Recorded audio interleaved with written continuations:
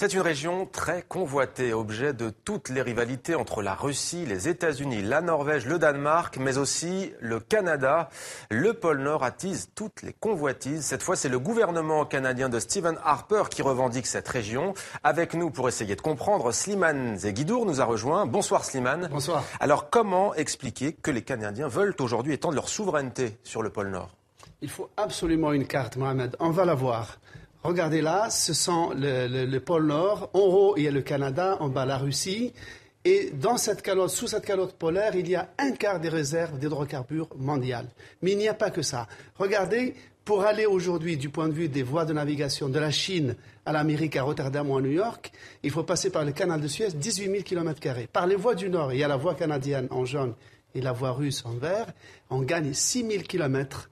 On gagne 10 jours de navigation. Et donc le Canada saute sur l'occasion pour revendiquer sa souveraineté sur tout le pôle Nord. Et donc il va préparer un dossier pour le présenter demain à la Convention des Nations Unies sur le droit des mers. Mais il lui faut prouver que géologiquement, le pôle Nord est la continuation du continent canadien. Ce n'est pas donné parce que les Russes ont fait la même demande et elle a été recalée.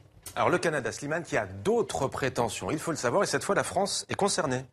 Et oui, c'est l'archipel de Saint-Pierre et Miquelon qui est à la sortie du golfe du Saint-Laurent où il y a déjà de la prospection pétrolière. Donc la France, qui a perdu son pétrole avec l'Algérie, voit une occasion d'en extraire chez elle.